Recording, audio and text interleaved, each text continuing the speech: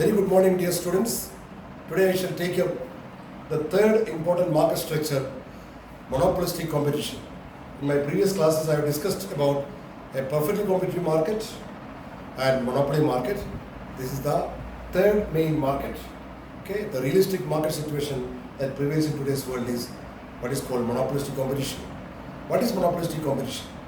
Monopolistic competition is a market situation in which there is a fairly large number of sellers and a very large number of buyers who deal in products which are differentiated with reasonable freedom of entry and exit for the firms, and all firms remaining in business will be able to earn only normal profit in the long run. Examples of monopolistic competition include beauty parlors, car repairing garages, supermarkets and hypermarkets, groceries and all that.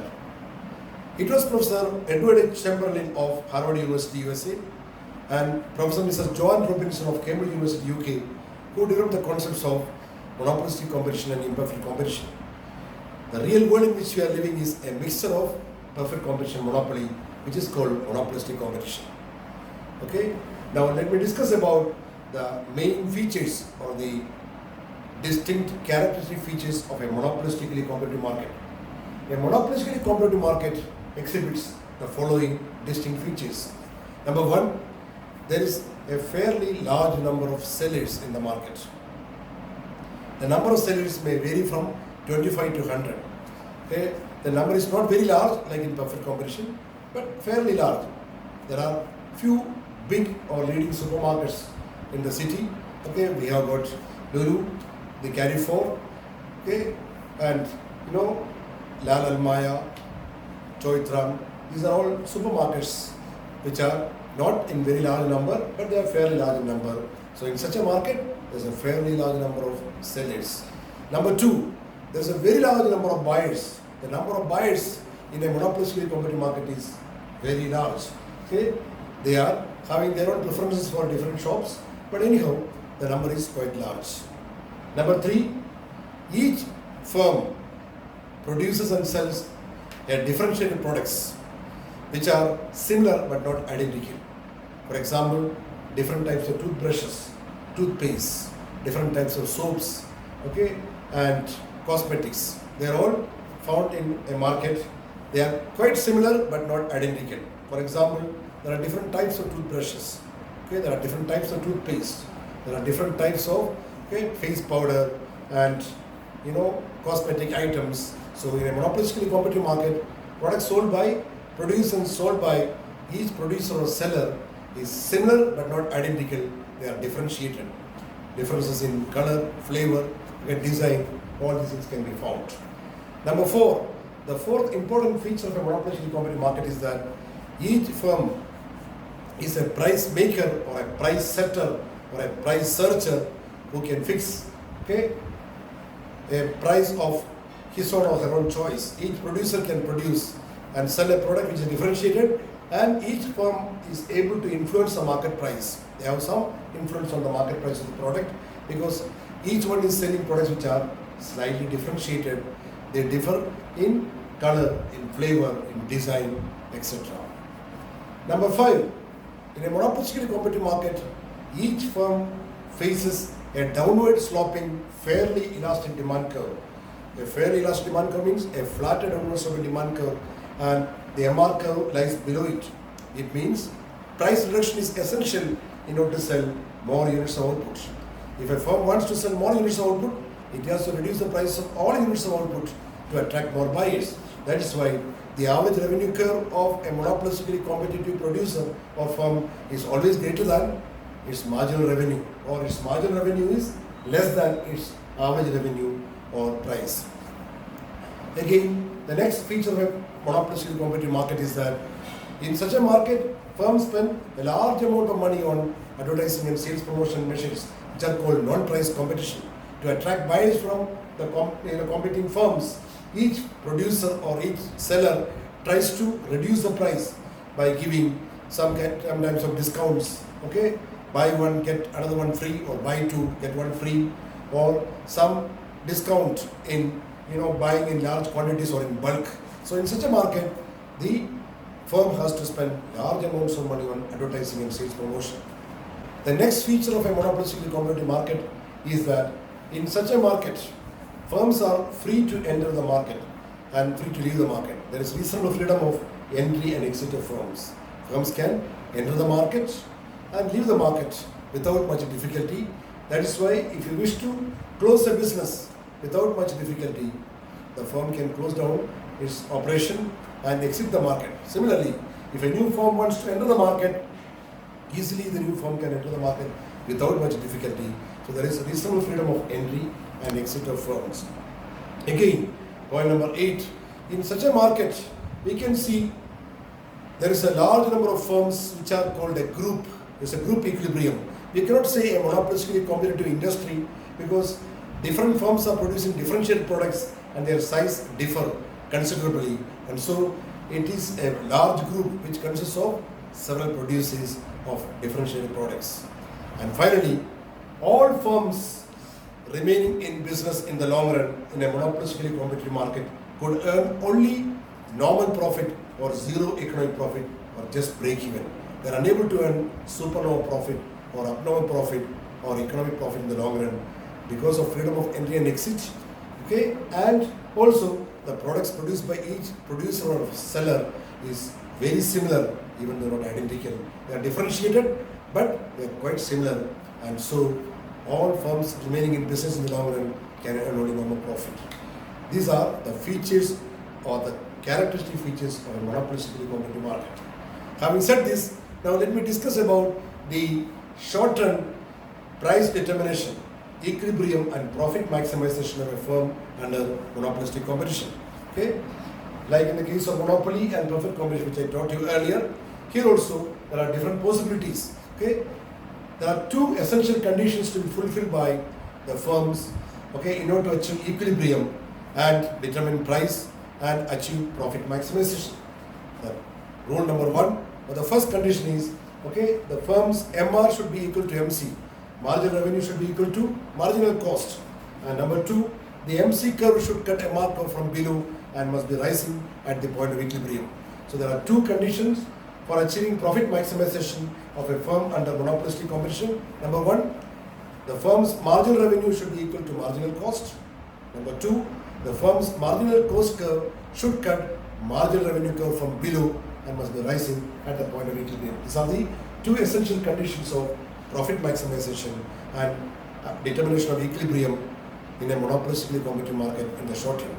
Now, having said the two essential conditions for achieving profit maximization, let me discuss about, okay, the different options or different possibilities experienced and faced by different firms under monopolistic competition in the short run. Let us discuss about the short run equilibrium, price determination and profit maximization of a firm under monopolistic competition. There are various possibilities. Number 1, a firm may be in equilibrium and yet could earn supernova profit or normal profit or subnormal profit, or could incur loss and could face a shutdown situation. So let us take the first case, a monopolistically competitive producer or a seller or a firm, okay, earning supernova profits. The rules are the same. A firm in a monopolistically competitive market in the short run earns supernova profit or abnormal profit or economic profit when it is able to charge a price which is higher than its average cost or unit cost, or what is called average total cost or short run average cost.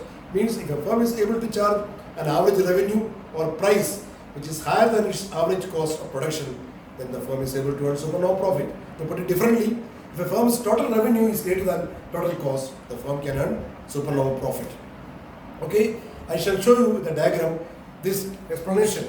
Okay, in this case, if you look at the diagram given here, the firm's average revenue curve is downward sloping and fairly elastic, and its MR curve is lying below it. Okay, and the marginal cost curve, short-term marginal cost curve, cuts the marginal revenue curve from below at point E and rising is the marginal cost or short-term marginal cost. Okay, so equilibrium is established at point E. Point E is the equilibrium point at which the firm is, okay, achieving equilibrium, and the equilibrium output is OQ, and its average cost of production, the firm's average cost of production is lower than the average revenue.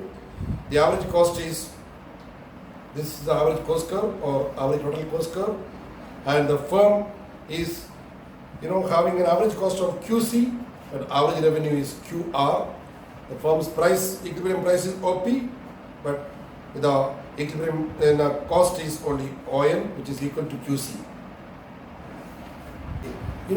By looking at this diagram, we can see that the firm is producing OQ output, which is the profit maximizing equilibrium output, and OP is the equilibrium price, okay, and E is the equilibrium point where MR equals MC and MC cuts MR curve from below and rising. The firm's average cost is QC, which is the same as ON. The firm's equilibrium price is OP, or its average revenue is QR. OP equals QR. So the average profit of a firm, as I said earlier, is average revenue or price minus average cost. In this case, the firm's average revenue is QR or OP, and average cost is QC. So average revenue is QR. QR minus QC is RC. RC is the average profit or profit per unit of output produced. The total profit of the firm is calculated by using the formula. Total profit equals average profit into equilibrium output. Equilibrium output is OQ.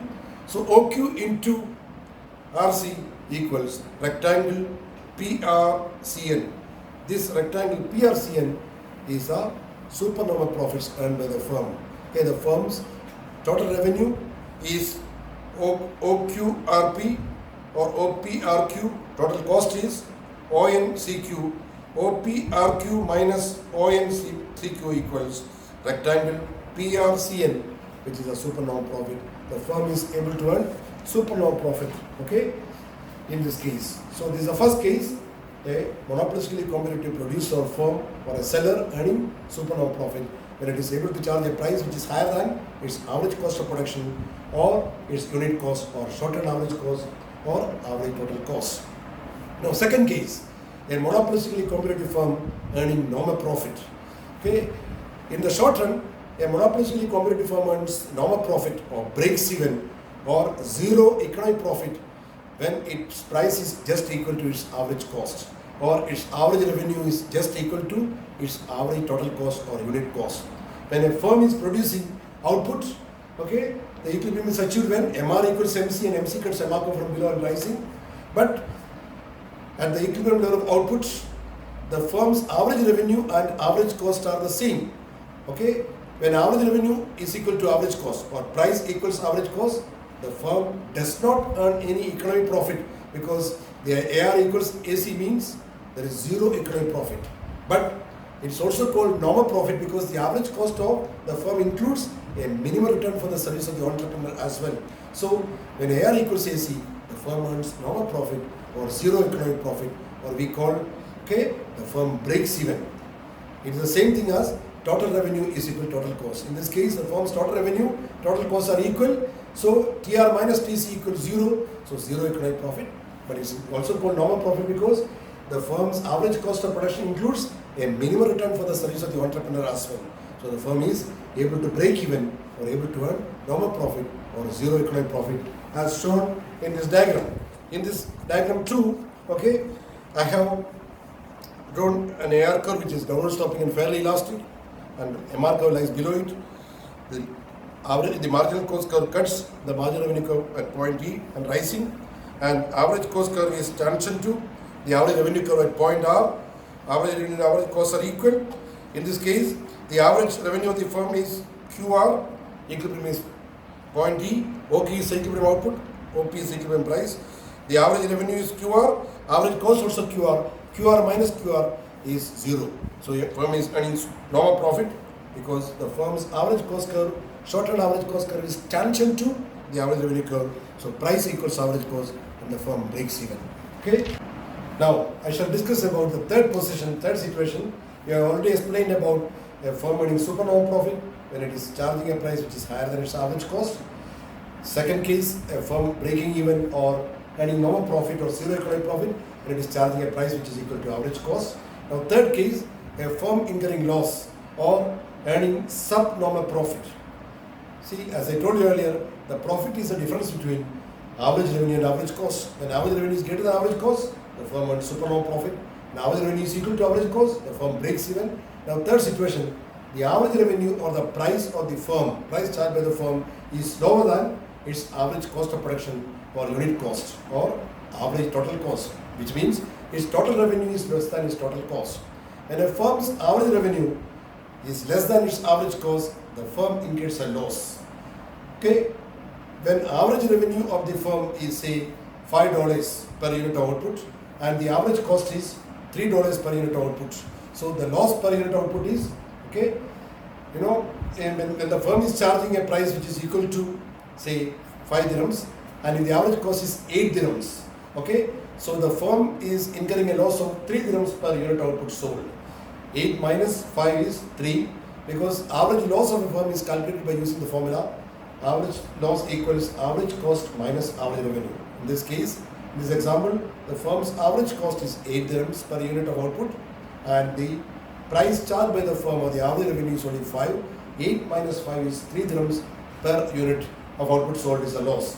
If the firm is selling 100 units of output, 3 into 100, so $300 is the loss incurred by the firm in that situation. So a firm can incur losses when its price or average revenue is less than its average cost of production. You know very well, a firm will remain in business in the short run as long as it is able to charge a price which is higher than its average variable cost or at least equal to its average variable cost. If a firm's average revenue is more than its average variable cost, the firm will remain in business unwillingly, hoping that in the long run the price may rise to the level of average cost so that it can break even. Okay? Even in the extreme situation, a firm will also operate in the short run if it is able to charge a price which is just equal to its average variable cost or its average revenue is just equal to its average variable cost. That situation is called shutdown situation, okay, or shutdown point. When the firm's price is equal to average variable cost or AR is equal to average variable cost, the firm, experiences a shutdown situation, keeping its shutter to close down. But it's not closing down, it is operating unwillingly or willy-nilly. The firm is operating in the business. Okay, so such a situation can be shown with this diagram. Okay, this diagram 3, I am showing the average revenue curve is downward sloping, fairly elastic. MR curve lies below it. Marginal cost curve cuts marginal revenue curve from below at point T, the equilibrium point. Equilibrium output is OQ. Okay, the firm is charging a price of OP which is equal to QR. QR is the average revenue or OP is the price or QR is the price or average revenue. And the firm's average cost is, okay, QC. QC is more than QR, so the firm incurs a loss of CR per unit. Okay, the average cost is QC or which is equal to OT and the price is only OP, so the cost is more than the price charged by the firm or average revenue earned by the firm. So the loss per unit of output is CR or TP and total loss is equal to average loss into equilibrium output. Equilibrium output is OQ. This is the loss minimizing output. There is no profit maximization possible because the firm is incurring loss and its average variable cost is ABC curve is tangent to the average revenue curve at point R. So the firm is just covering its average variable cost and it is facing a shutdown situation. This is a shutdown price, okay, this is a shutdown point and this is the equilibrium point, equilibrium output. The firm is incurring maximum loss. The loss is shown by the rectangle, okay, TCRP. TCRP is a loss incurred by the firm because its total cost is more than total revenue. Its total cost equals OQCT, okay, and total revenue equals OQRP. OQCT minus OQRP equals rectangle TCRP, which is the total loss incurred by the firm. In this case, the firm is facing a shutdown situation, which means firm is just covering its average variable cost. Price is equal to average variable cost. Okay, so if the price of the firm, the price charged by the firm or its average revenue falls below, okay, the average variable cost, okay, the firm will close its doors or shut down. Now, having discussed the short run, I have explained short run situations clearly. Now I shall discuss about the long run equilibrium, price determination and profit maximization of a firm under monopolistic competition. In the long run, as I told you earlier, in a monopolistically competitive market, firms are free to enter the market and leave the market without much difficulty. There is not too much freedom like in a perfectly competitive market, but still firms have freedom of entry and reasonable freedom of entry and reasonable freedom of exit. Firms can leave the market if they find that the operation is not viable, economically viable. So because of this reason, and the products produced by each producer or each seller or each firm is very similar, even though not identical. They are differentiated, okay, in flavor or color or design, okay, and some qualitative difference may be found, but they are very similar. Okay, you can see that there are different types of toothbrushes, toothpaste, different types of cosmetics, face powder, okay, perfumes. All these things are found in supermarkets and groceries, okay, and perfume shops and cosmetic shops. So these are all very, very, identical, very, very close substitutes of each other. The products are very close substitutes of each other because of the possibility of substituting one product with another product. Automatically, if the firms have freedom of entry and exit to the market also is available. So firms in the long run can earn only normal profit. Suppose in the short run, okay, few firms are earning super normal profit or economic profit or abnormal profit. Attracted by profit, many new firms will enter the market, as the entry into the market is not very difficult. With the entry of new firms into the market, the demand for factor services of labor, land, capital, etc. will increase. Automatically, the cost of production will go up. Okay, workers will ask more wages, the banks will ask more interest for the borrowed loans, and the landlords will ask more rent for the premises occupied. Because of the increase in the cost of production, again the cost of raw materials will increase. The supply remaining the same, when demand for the raw materials increases, automatically the cost of production will rise.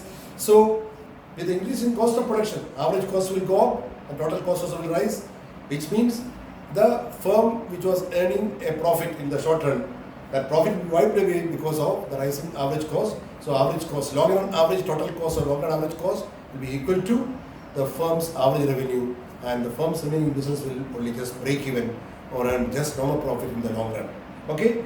Conversely, if many firms are incurring losses in the short run, okay, many of them will leave the market as it is not economically viable to operate. Okay, with the many firms leaving the market, there will be less demand for factor services, less demand for service of labor, less demand for capital, less demand for buildings and premises. So the rent will fall, interest rate will fall, the wages of workers will fall, demand for raw materials will fall, so the cost of raw materials also will fall. With the falling cost of production, okay, automatically the average cost, long run average cost curve will come down to touch the average revenue. So the firms remaining in business will be able to equate their average, long run average cost with their average revenue or price, and so firms will just break even or earn normal profit. Okay, I shall show you the long run diagram. Okay, here in the long run, the AR curve or the demand curve is highly elastic, very flexible, and a marker lies below it. Long run equilibrium is achieved when the long run marginal cost curve cuts the MR curve from below at point T and rising. This is the long run marginal cost. Long run average cost curve comes down, okay, and it intersects with the average revenue curve at point R, because in the long run, okay, the average revenue and average costs are equal. So LRATC or LRAC curve is an L-shaped curve. But remember, equilibrium is achieved at point T. OK is the equilibrium output, OP is the equilibrium price, QR is the average revenue and long run average cost. So QR minus QR is 0. So all firms remaining in business in the long run will earn only normal profit in a monopolistically competitive market.